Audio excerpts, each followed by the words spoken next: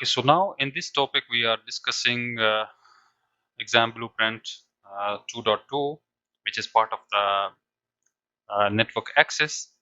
And in this one we will discuss and configure the trunk ports and 802.1q, which is the type of the trunk, and we will discuss also the native VLANs. So let's start with first of all the discussion that what is actually trunk.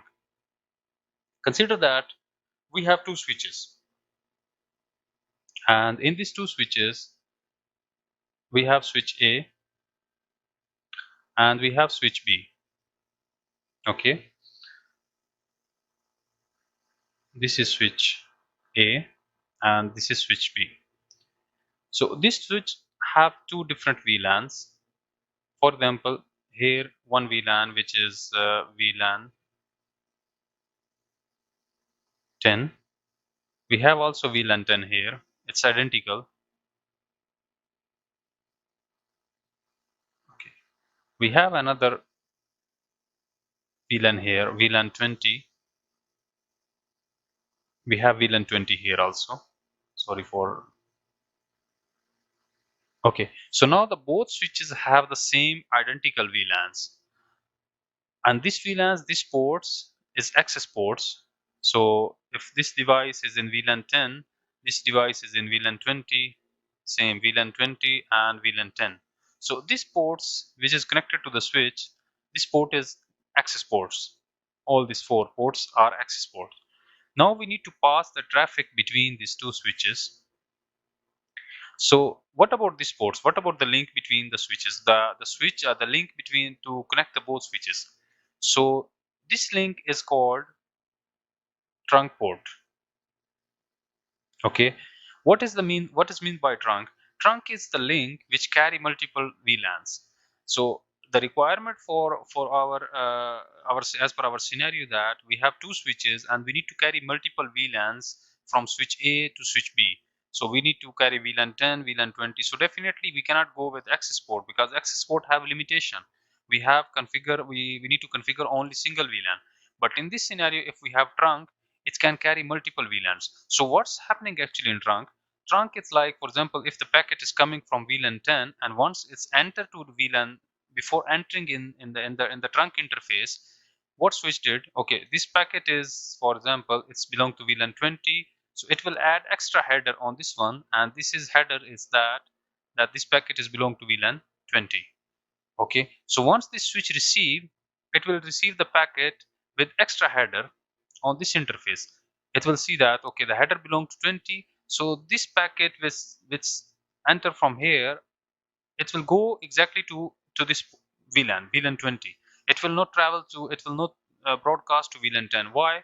Because switch will remove this header and it will consider that okay, this packet belongs only to VLAN 20, so I need to forward this packet to the ports which is associated to VLAN 20.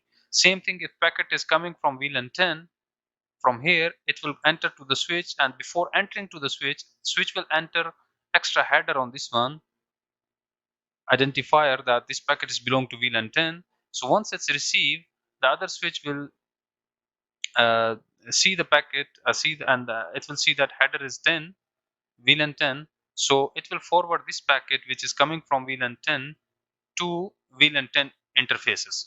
So this is the beauty of the trunk. Now there is a two type of trunk. One is called ISL and other is called 802.1q, which we see in our exam blueprint here, 802.1q. But you see that there is no ISL. ISL is actually Cisco proprietary protocol, and it was developed before 802.1q.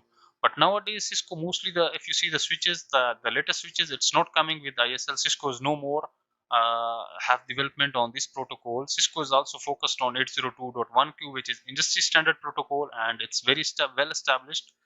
So Cisco is also going to proceed with the 802.1q. So in your scenario, you will see mostly that the protocol which is coming for trunk, it's 802.1q.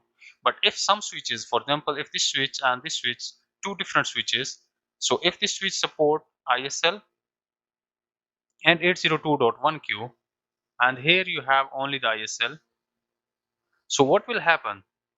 the default mode, it will be, the trunk will be ISL, because ISL have the priority over 802.1q. But in generic, nowadays you will see only this scenario, 802.1q. ISL is no more.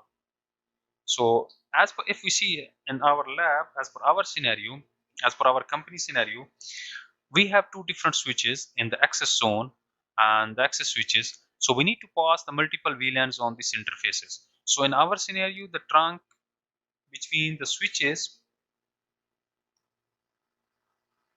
this interface will be considered as a trunk interface between these switches.